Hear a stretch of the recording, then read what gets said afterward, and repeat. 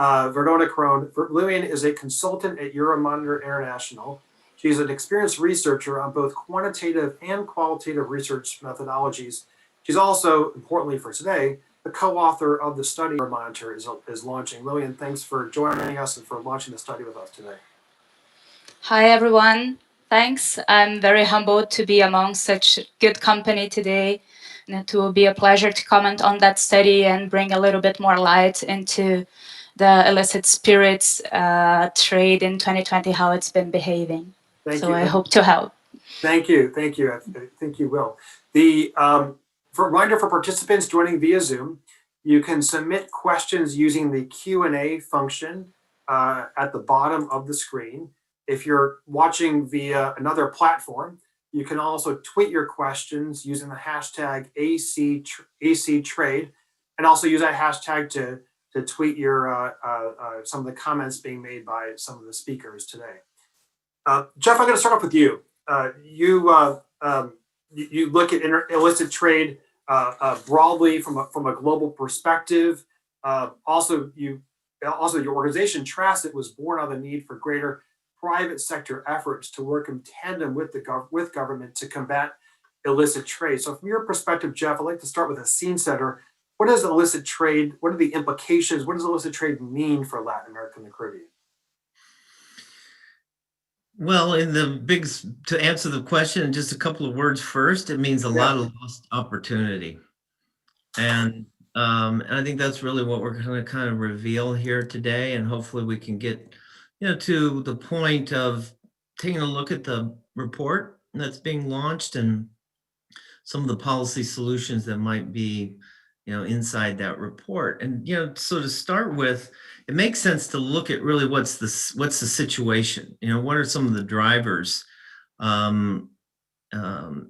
Illicit trade is certainly not a new phenomenon. It's certainly not limited to the countries in Latin and South America and the Caribbean, okay? But there are a number of underlying factors there that have really facilitated the growth of illicit trade. And let me start off with a few things like free trade zones. So 3 of the world's most notorious free zones are located in this region. There's the Colón zone in Panama, there's the Corozal in Belize, and the special economic zone in Colombia, the Macau zone. I mean, these are places that facilitate the spread of illicit products, from counterfeits to tobacco to alcohol to fake and falsified pharmaceuticals throughout the region. So part of the solutions in the end will be addressing these issues. This region has also been under the burden of a lot of money laundering and tax havens that facilitate the trade. We all know that organized criminal groups have thrived in countries like El Salvador, Guatemala, Nicaragua, Mexico, Paraguay, Brazil. It's really a problem. And again, all of this facilitates this type of activity.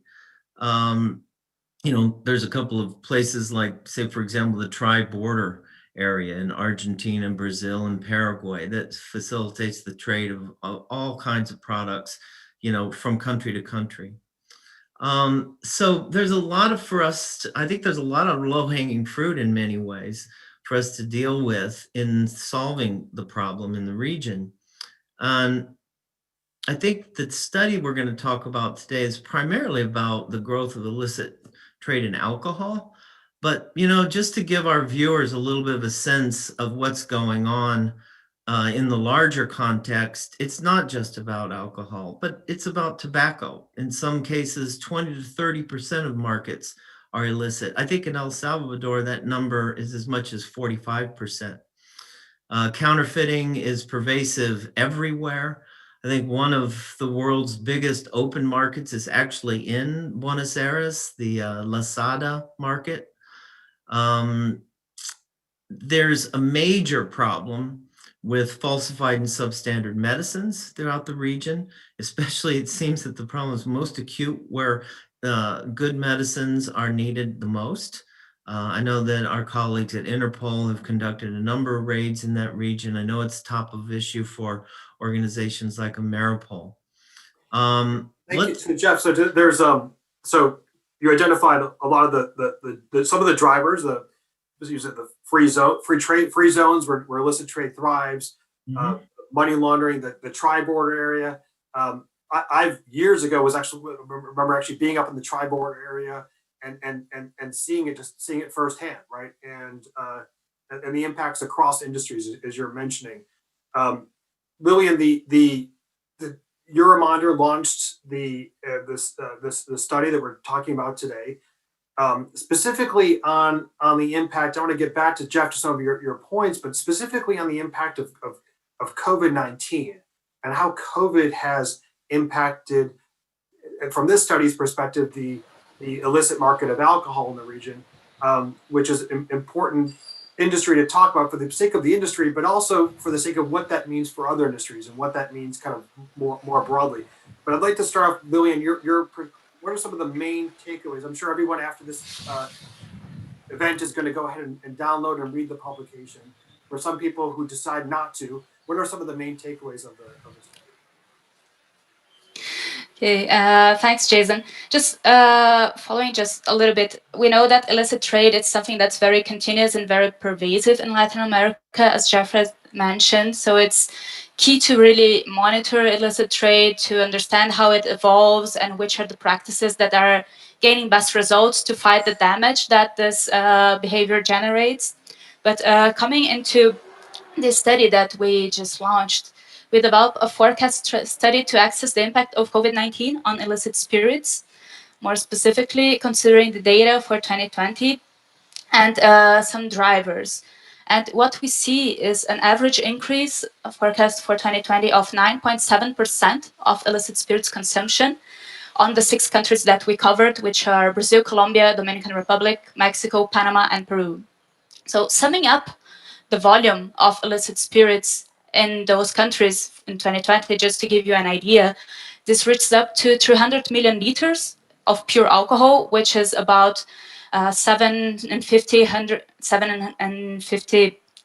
million 1 liter bottles, just to give you an idea of volume. And among those countries, the most affected ones were Colombia, that had a 10.6% growth, followed by Brazil and Mexico with 10.1% growth and 9.8% growth respectively. So it is a very meaningful volume of illicit spirits being consumed and being traded in Latin America during this year. And we identified also some drivers for this growth in illicit activity. Of course, as it did to almost all economies, the pandemic, it started by affecting the economy. So it increased unemployment, it increased inequality and social instability. And what that means for the households in Latin America is a loss of purchasing powers. And that pushed consumers to seek for cheaper products. Of course, in Latin America, we are very price sensitive. So with this perspective of economic downturn, consumers, they started seeking for bargains, and that opens up a very clear window of opportunity for illicit alcohol suppliers, because usually within illicit trade, those suppliers, they are very fast, very quick to respond to new demands and to new situations. And on the other hand, along with all this crisis, we have a situation where formal spirits outlets were less accessible or not accessible, and that led consumers to seek out alcohol elsewhere. They wanted to seek out those goods to consume in new channels. And so we see a big growth of illicit presence in new retail channels where they were not as prevalent before. So in that sense, we see traditional and neighborhood stores as well as e-commerce platforms falling victim to illicit trade, as suppliers took advantage of consumers migrating to those channels and seeking for bargains. And there they also faced a lower level of controls. And that's let me jump for a second. So why does, as you say, purchasing power is less purchasing power? And so what are the consequences? I mean, what's what are the implications of this growth in illicit trade and this? What does the study see insofar as the implications for the kind of broader society because of the growth in illicit trade in the spirits market? In terms of loss of purchasing power, sorry, it cut up a little bit here. Well, is you're mentioning that there partly consumer loss of purchasing power due to the pandemic and due to the economic effects of the pandemic has led to a growth in the illicit spirits industry. And so, what are the negative repercussions? Why should we be concerned? Why should we care about the growth in the industry? Oh, yes, of course. Well, we have some big problems that come up when you see a growth in the illicit activity. First of all, there are health risks related to consuming illicit alcohol, especially if it is counterfeit alcohol, as there is no control on the production and there may be some traces of methanol in the inputs that are used to produce this kind of products that can lead to blindness, that can lead to death. And this is a very big issue. We have seen larger numbers this year of deaths by being poisoned by traces of methanol in many countries, which we hadn't seen before for a long time. And there's also there is damage to government in terms of fiscal loss, as all illicit products, they are not paying taxes, they are evading taxes, and this of course affects the government capacity to also react economically to the pandemic. And there is a damage to the whole beverage industry. So all brands, they are also affected by the adulterations and counterfeiting. So it affects their image and it affects the image of product quality. So those are three main effects. Thank you, Lillian. Bosco, I'll move on to you. Mexico is one of the countries that where this study focuses on. You've seen for many years at the IDB as executive director some of the implications of how illicit trade has impacted broader regional development. While at the IDB committed to such regional development, how did you see illicit trade impacting broader regional economic prosperity? Kind of taking some of these questions of kind of how the kind of environments in which illicit trade thrives. We talked about a few of those environments. Some of the implications, and for Lillian sharing those implications specifically for the spirits industry. But what does this mean for broader regional development, broader regional economic prosperity? Thank you, Jason. I think this is a great question. I like to focus my answer in three areas or three dimensions that have a great effect on economic prosperity. The first one is the fiscal one. The second one has to do with unfair competition. And the third one has to do with a safety and security challenge. No? In terms of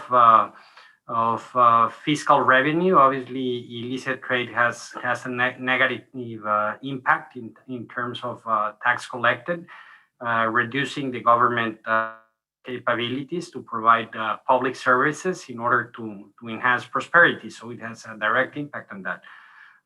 As in terms of unfair competition, this certainly creates a challenge for formal and compliant traders, disrupting domestic value chains. Once the contraband goods become part of the domestic supply chain, and also fiscal revenues, tax collected by internal revenue authorities. And it is also a source of safety and security challenges. Contraband goods such as narcotics, weapons, trade-based money laundering, in this case alcohol, certainly could compromise public health and public safety. Medicine, food, toys, tools with no safety standards. Also, it compromises security of citizens as it strengthens organized crime and weakens the government capacity to focus on more demanding needs. Finally, I'd like to say that illicit trade could also impact negatively the biodiversity of a country through phytosanitary risk, plagues, etc. No? So it's a real threat, and it certainly is affecting the region as a whole. Bosco, those are excellent points on the broader implications of illicit trade, right? That even if you think, well, gosh, I understand people's have lower purchasing power right now because of the pandemic, but looking at kind of how the growth in the illicit trade, how the networks in illicit trade are not just networks for that specific product, but they're networks for other types of illicit products that could really affect, as you say, safety and security in country. Certainly that's the case, Jason. I mean, as you well mentioned, people that are trading these counterfeit goods usually are also trading some other illicit substances, now that are creating a great threat to the people of the region. Virginia, I want to go to you here,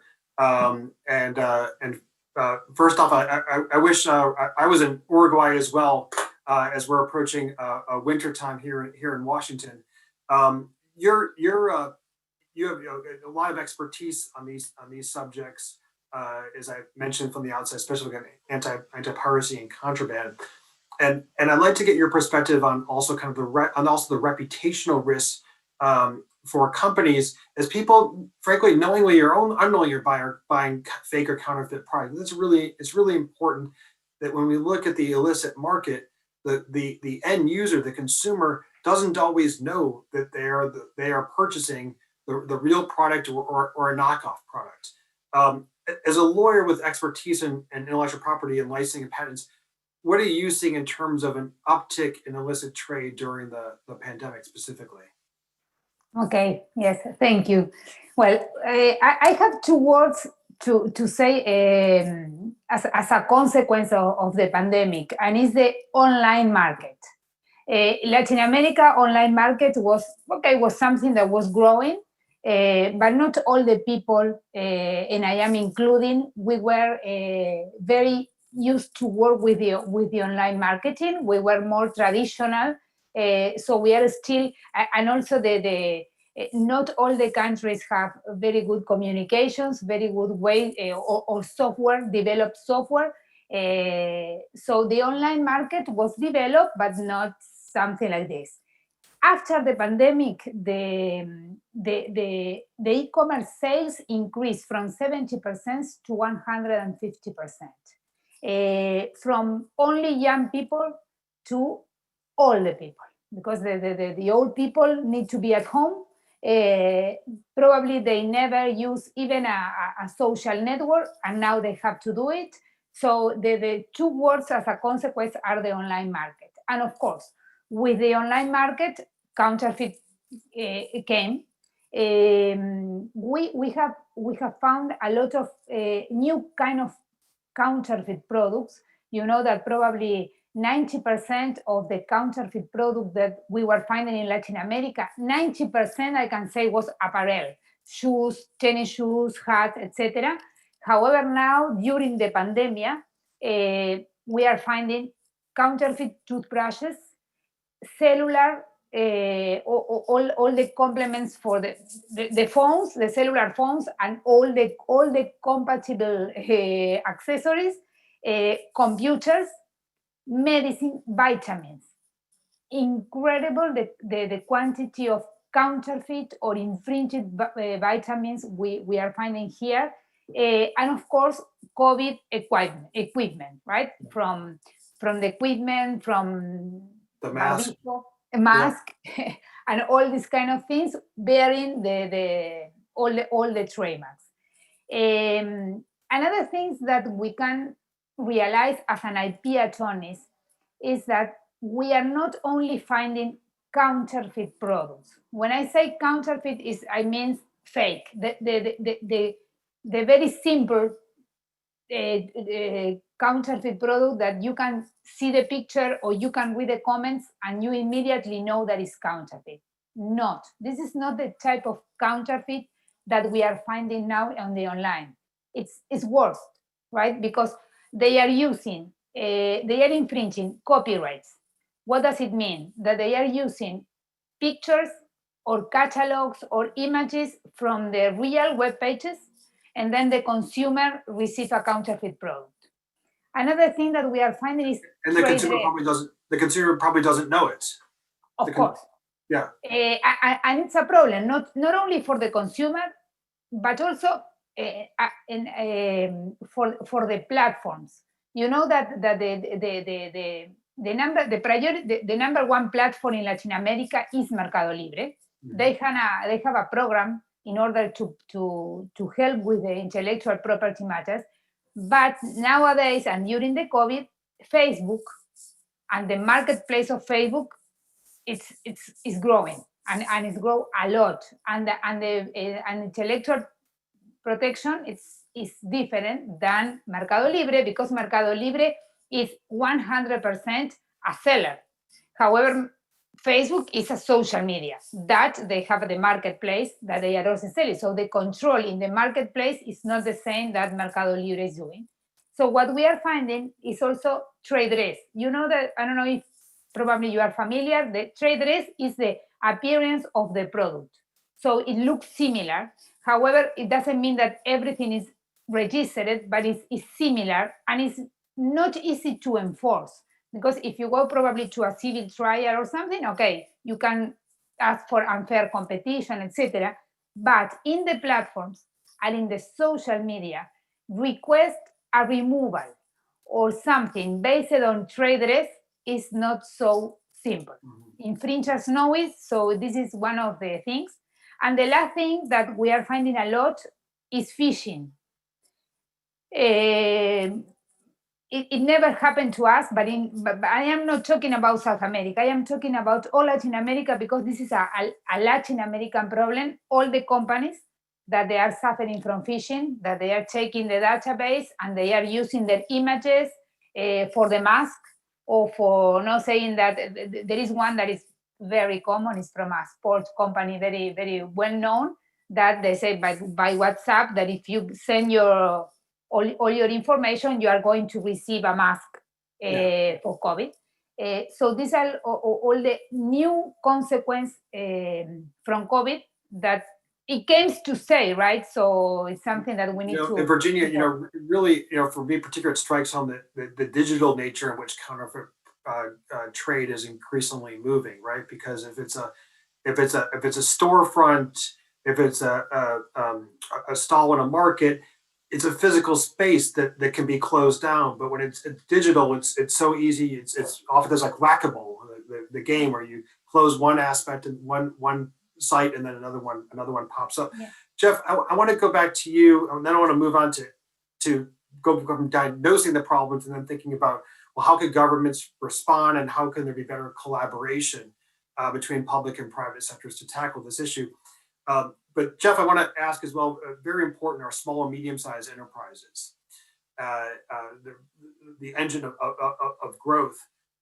How specifically, how has illicit trade been impacting small and medium-sized enterprises? And then specific to today's discussion, then how has that been furthered due to the COVID pandemic? You're on mute, Jeff. 6 months of Zooming and I'm still on mute. Hey, listen, I'm happy to address that question. Just a quick follow-up to the last speaker. There were two real takeaways that we learned on e-commerce. One of them was that, there's a lot of projections of where e-commerce shopping is going to be 1, 2, and 3 decades from now. Right, and all markets, whether it's Latin America or whether that's Southeast Asia, are on a rapid growth. So the main thing we saw is we got a snapshot into the future. We saw what it's like when people want to move toward shopping from home, and we saw the platforms being able to deliver. And the second thing we learned is that our house is not in order. when it comes to protecting consumers from online fraud. So that's a whole nother webinar, but I just wanted to follow up on her points. Yeah. And I did post something in the chat there on a report that we just did. Everything is shifting over to the social media markets, just like she said. And people are innocently scrolling through Facebook and Instagram, and lo and behold, they're confronted with a fraudulent ad that takes them to a counterfeiting website. So consumer beware really is one of the lessons that we learned from the pandemic. I may have taken up too much time, but no, but it's a really important. And again, thanks for reinforcing some of Virginia's points, because they're really excellent there. And they're, as you say, they've accelerated a trend that probably would have happened otherwise. But because they've accelerated that trend, it probably also means that there's even greater urgency and government and private sector working together to address it. Specifically because when we think about counterfeit, it's consumers are oftentimes the victim because they don't know what they're buying, and they don't know whether they're buying is the right product or not the right product. And there are real implications, especially health implications. For Virginia mentioning vitamins and medicines and other products that are being sold in the illicit world. But Jeff, small and medium-sized enterprises, how is the lifeblood of so many economies? How is illicit trade affected the SMEs, particularly during COVID as well? Well, I think, integrating SMEs into the global economy is number one challenge of a lot of trade negotiators, right? We all know that they're the engine of economic growth, but are they able to compete with multinationals? Are they able to protect their intellectual property rights the same way? No, they're at a disadvantage. But I think when you start talking about illicit, what you want to zero in on is that illicit is the challenge of formalizing informal economies.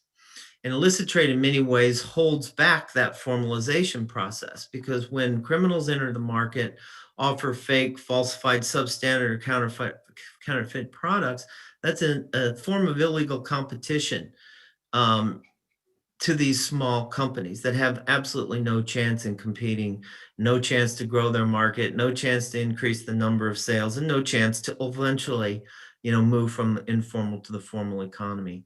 So I think the speaker from Europol, or I mean, Virginia's comments. yeah, I mean, thing is that holding back that market, it holds back the jobs. And the fact that the virus has shut down the economy has put everyone on their back heels, especially the smaller companies that are already challenged to compete. Yeah. I want to give it, if anyone else, Bosco, do you want to jump in on smaller companies? I want to move to how governments can respond. If you want to add anything from a Mexico specific perspective. No, thank you, Jason. I pretty much agree with what has been said. Thank you. Fantastic. Now, Lillian, I want to go back to the study that Euromonitor just put out. And as we start to think about best practices and start to think about, well, what can be done about this phenomenon? What can be done in this growth in the illicit trade that have been happening anyways, but as we've been talking about, has been accelerated, among other things, due to COVID. What are some of the practices and recommendations that came out from the study that you're putting out today that they can specifically address within the spirits industry, how these challenges can be tackled? Thanks for the question. And I want to comment that what Virginia said also resonates a lot with what we found in the study. That is this shift to online. And there she also touched in one of the issues that is really key within the recommendations that we have to combat illicit trade on spirit. That is, it is crucial to improve consumer awareness, both in terms of the health risks involved in consuming substitute goods, especially counterfeited goods, as well as in generating a better perception of the strategies adopted by suppliers to trick them into buying those products. Because nowadays it's really the suppliers, the counterfeiters, they are becoming very identified, those illicit spirits, And usually the consumers, they don't expect to find an illicit spirits online. So they need to know that these platforms are also being used by those suppliers. And this knowledge, it can be generated through a collaboration between government and the private sectors in terms of communicating and informing consumers, so having campaigns. But another thing that is key to combat the illicit trade in spirits is a cooperation between the government and the private sector, as well as distributors and retailers, both on and offline, in terms of creating clear, specific regulation that embraces all those sensitive points throughout the supply chain without penalizing the legal players, as that would further incentive foul play for people that want to profit from illicit trade. So that cooperation, it should extend to help control illicit spirits sales in those new retail channels, for example, with effective monitoring tools over digital platforms. And in this, so a need to develop a strong legal framework that must be accompanied by the empowerment of all the surveillance and enforcement agency. So they need to be informed and they need to have the tools to timely identify and act against all illicit practices. So that would ensure better compliance to the law. And if you allow me to just bring one example here, Yeah, we please. have talked a lot about e-commerce and monitoring, but there's also other points where there's still opportunities. We have gray areas in free trade zones, as was mentioned in the beginning of our webinar, but we also have other instances. For example, imports of ethanol. They have grown a lot in many countries this year to make the sanitizer and the alcohol gel, for example, but they also can be diverted to counterfeiters that use it as an input to counterfeit spirits. And for this example, having a stronger legal framework on ethanol denaturalization, as well as generating awareness of border control police of the misuses of raw ethanol, could really increase effective action against such practices. Because usually on the border, we are looking for final products for contraband, but the ethanol is also a big issue. Yeah. So those would be some of the key recommendations that we have in our studies. Thanks. I want to go to you, Jeff, to talk about more opportunities to collaborate. Lewin, there's a question for you in the Q&A, which I'll throw at you right now, which is a study available online? So I believe the answer to that is yes, correct? We have released some, we have some press releases with some of the information, but the full study is not yet available online. But I believe part of it will be made available, and we will inform everyone on this. Great. So you can look press releases right now, and then the full study will be available shortly. Jeff, I want to look at continuing on this topic of government action, working with the private sector. I want to ask you, from your experience, even from your broader role and how you look at these markets around the world, how do you see the governments, especially at a time of fiscal constraint, how can governments tackle illicit trade, and most importantly, how can governments rationalize some of those actions in tackling illicit trade at a time, as we were talking about beforehand, when there's much more limited consumer purchasing power right now? So how can governments rationalize actions with the people, with the population, at a time in which people are feeling the severe economic challenges associated with COVID, and many who have no other option other than to buy illicit goods? What's your message for how governments can effectively tackle some of these issues, given all the other constraints that are being faced right now? Well, I think with illicit trade, just like pretty much everything else in the social political space, we've got to get back to business. I mean, it's simply that. I mean, a lot of the measures that we have in place to fight illicit trade, they're already in place. We're already crying out to governments and asking them to prioritize these things. And so I think, like, for example, the takeaway from the e-commerce I mentioned earlier is I don't think politicians need any more evidence that this is going to continue to grow and that consumers are going to be, at risk. So we have to, number one, we have to get back to business. I think number two, with respect to alcohol, is don't make the wrong choice. I mean, in many ways, it was the exact laws on prohibition or supply restrictions that led to the growth or contributed to the growth of alcohol, illicit markets of alcohol in Latin America. So, our view is we need to be sensible. They need to be smart about recovery policies. Don't be increasing excise taxes, especially as an emergency measure to refill your coffers, right? Because the people that are working in these industries, in the industries themselves, have already taken a beating. So we need to get back to the recommendations we've already collaborated on. We need to make sure that policymaking is smart and avoids errors like prohibition that's going to push us back further.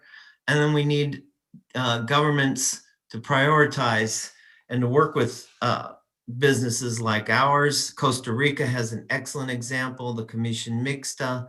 There's a Colombian interinstitutional commission to fight illicit trade. In Ecuador and Peru, for example, the medical authorities and pharmaceutical industries collaborated on some cross-border initiatives. So there's some great examples out there. We just need to be able to get back to life and get back to implementing and enforcing. Thanks, Jeff. And Virginia, I want to go to you.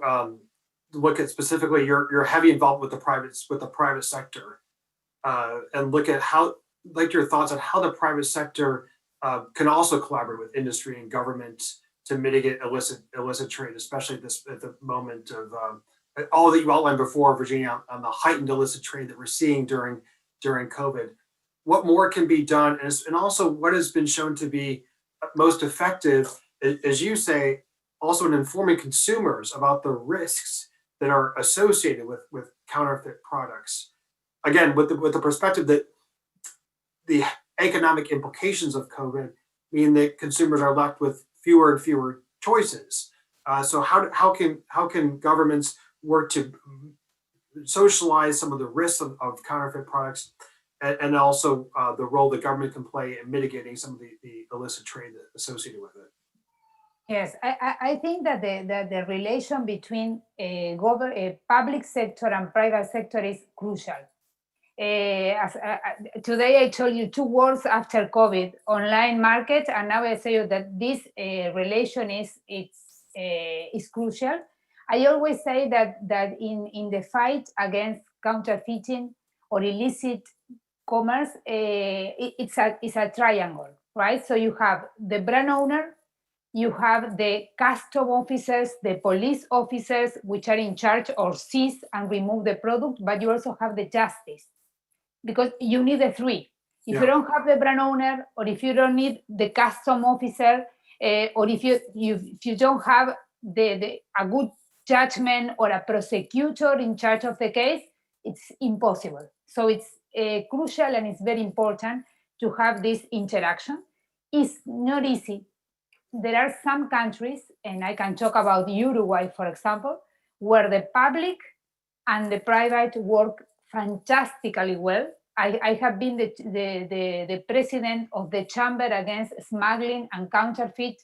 I think this is my 3rd period. It's 5 years, so I have been here for almost 15 years. And the relation between the private and the public is really good, is really helpful, and more because in some countries, counterfeit you need always the complaint filed by the brand owner. They are not ex officio, so you need the brand owner. However, this is not happening in all the countries. Mostly in Central America, or in some Andean communities, in the Andean community in some countries like Bolivia, for example, the authorities have some issues sometimes in order to interact with the private, and they don't understand that it's needed. Jason, you were talking about now it's online, so we don't have big stores, no big storage of merchandise. Yeah. But the truth is that this merchandise is coming. If you buy it online, it's coming. And the only way to stop it is with the customs. So we need completely collaboration of the custom officers and the police officers and all the authorities in order to stop this. You know that I was very innocent because during the pandemic, the contraband increased. Yeah. And even when I am working in anti-counterfeiting and in contraband for 25 years, I say, but how the contraband is coming if all the borders are closed? Good point. No, but the truth is that they are closed, but for contraband is something that is coming from the past and is going to be always. So there's no border for the contraband. It's a more profit business now because there are more risks. You know that when you have more risk, the price is more, and also because in some countries the valuation of the money it's an issue. It's really happened. So the people go to another country. Uruguay, for example, is a border country. So you go to you can have a foot in Brazil and one foot in Argentina in Uruguay at the same time. Yeah. And the difference of prices is incredible, amazing. So all these kind of things are happening. So it's crucial the relation between public and private, and the public officers, they don't have to think that dealing with or working with private is something that is wrong. Completely opposite. It's something that is complementing and it's good for both parties. Thank you, Virginia. I want to go to Boston. There's a great questions coming over the Q&A that I'm going to direct to you, but I want to, in the interest of time, go to you, Bosco, because it's very important to look at informal sectors. You have over half of the jobs in Latin America and the Caribbean in the informal economy. These are some of the most vulnerable workers, frankly, and some of the people most affected by COVID and its economic and social and health implications. How does this impact illicit trade? How does the large informality, the large number of folks in the informal sector impact illicit trade? And then also going to solutions, how can governments navigate this complexity of people's livelihoods and also the danger of illicit goods specifically for the informal sector? Thank you very much for the question, Jason. Certainly, I mean, COVID-19 has highlighted the importance and the need to have in place robust and reliable risk management procedures and systems at customs and border agencies to identify and mitigate risk in the supply chain. Let's remember the cases of fake personal protection equipment or PCRs in some countries, where there were attempts to smuggle those non-compliant goods due to immediate emergency at the need of those PPEs. Also, COVID highlighted the need to have non-intrusive equipment for inspection and measures in place for better coordination and data share amongst border agencies to put in place contingency measures. And finally, COVID showed the importance to have the capabilities for border officers to work remotely with the support of technology, and most important, to implement protocols for better coordinated amongst all border agencies. At the end, Jason, I think that this is an issue of shared responsibility. This is something that certainly cannot be solved by the private sector by itself, cannot be solved by the government itself, and cannot be solved by the legal system itself. As Virginia was mentioning, the three parts need to come together and to work for a solution. This is a matter of shared responsibility, and it's something that is of the utmost importance, because here you're threatening the safety and security of the citizens of the region. Thank you. On that point, Jeff, go ahead, Jeff. You will think you just took yourself from me. Please jump in.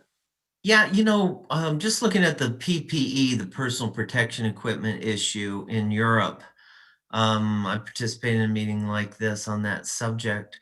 You know, governments, when they want to prioritize something, they can prioritize something and they can be extremely effective at it. And, this surge in false and counterfeit PPEs was, one of the main things that the border and custom control and the law enforcement officers seized on at the beginning, early months of the pandemic, and they were enormously successful in takedowns and basically putting a stop to it, educating people about the risks. So, yeah, I mean, I kind of one of the takeaways from the pandemic is I wish sometimes that governments prioritize the fight against illicit trade as much as what we saw them do during the pandemic.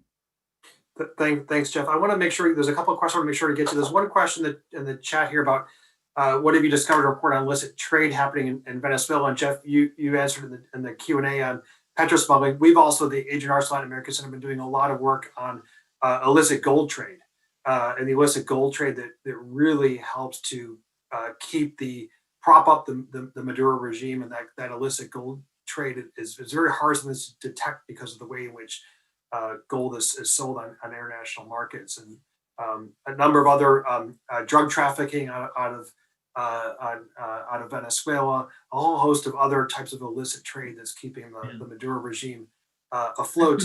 That problem also. I'm sorry? Ecuador has that problem with the gold that's mined there. A lot of it's illegally mined.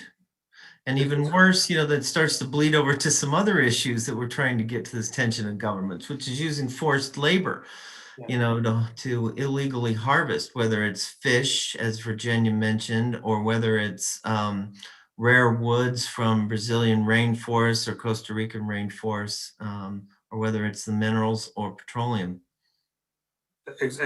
Great points. Lillian, there's a question here I want to throw to you from the Q&A, and then Virginia, I have a question for you as well. And Bosco, feel free to jump in if you'd like. There's a question here from Megan Rowley.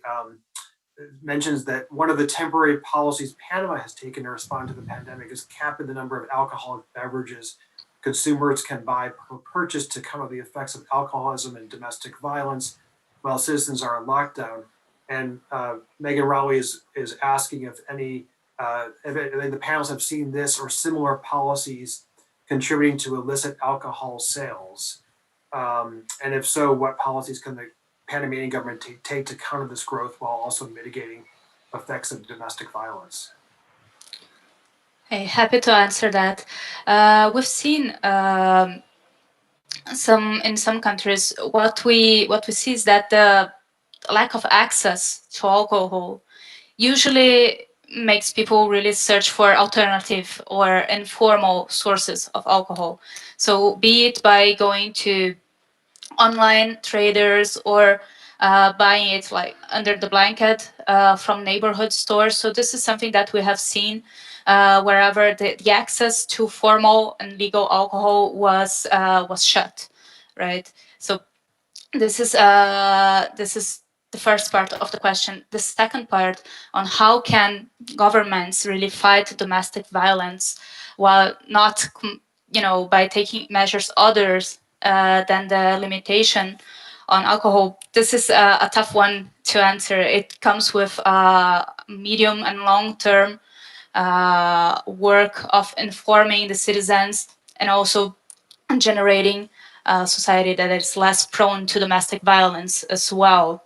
But it should be really focused on communicating to all citizens and to all consumers, both on the risks of illicit alcohol and also on the obvious risk of domestic violence as well, right?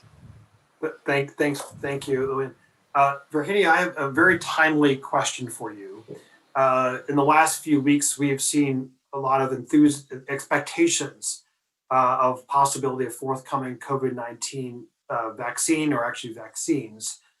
And of course, the demand for those vaccines will be enormous, which is even an understatement.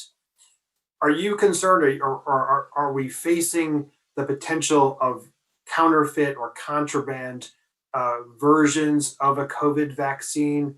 And if so, what are some of the policies that are being thought of or could be thought of to mitigate or that potential? The answer is yes, definitely.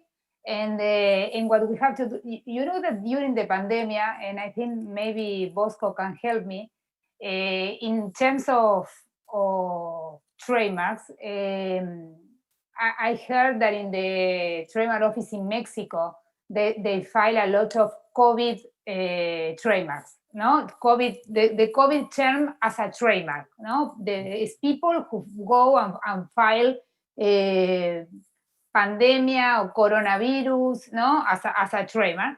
Yeah. So in the case of the vaccines, I've seen a lot of cases in Latin America of people filing registration without authorization, of course, of the name of the vaccine or the name of the pharmaceutical product. Why? Because once this product, the genuine, arrives to the country, if someone is the owner of the trademark, they can stop the commercialization and sometimes they ask for money. This is happening. And this is not a counterfeit problem. This is an illicit problem. It's because the trademark office shouldn't allow the registration of the trademarks. So I go to the public authorities again.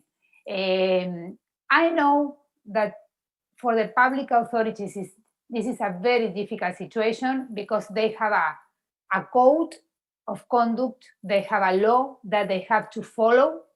And this pandemic is something out of the box, something out of everything. But in this case, what we have to do is we need to take all the measures in order to avoid these kind of things, that someone file a patent for a vaccine or someone file a trademark for the name of a pharmaceutical product and then stop the commercialization. And also try to get better solutions that in order to avoid these kind of things. But yes, this is a very difficult problem, and you know what is the other problem is that if you alert the consumer, the consequence could be the opposite, because when you have a product, a counterfeit product that is bad for the health, for example, counterfeit toothbrushes. Mm-hmm. If the company make an alert to all the consumers saying that there are counterfeit toothbrushes, do you know what the consumer is going to do? They are not going to consume this trademark anymore, just in case. Right. So instead of giving the right, no, it's bad for. So it's difficult about the consumer. And I don't want to alert the people and get the people get panic. But of course, never buy the vaccine online. No, first, try to get all the measures in order to get the vaccine. Do it through the hospital. Try to take all the measures. Thank you, Virginia. Bosco, Virginia mentioned Mexico. Do you want to jump in there? Thank you, Jason. No, I think that as Virginia mentioned, this is a big challenge. I think that it's very important that the authorities are watching out for this, and certainly there's a big threat in this area. With that, we could probably go on continuing to talk about this really important and timely subject. And I want to end by thanking all four of you, Lillian, Virginia, Jeff, Bosco, for joining us in this last hour, providing a lot of incredibly rich information and things for us to be thinking about insofar as solutions for how we can tackle the growth of the illicit trade during COVID. And also the broader repercussions, as we were talking about at the outset, for illicit trade, for governments, for consumers, for societies writ large. With that, I want to again thank all of you. And one of the great things about Zoom as well is that we can always have people joining from different locations. So Bosco, actually at the Atlantic Council office today, and Jeff, I believe you're in Florida, Virginia in Uruguay, and Lillian, I believe you're in Brazil right now, correct? Yes. So great to have everybody joining from different locations for this incredibly timely discussion. And for everybody who watched, thank you so much. Until the next time. Bye. Bye. Thank you. Thanks.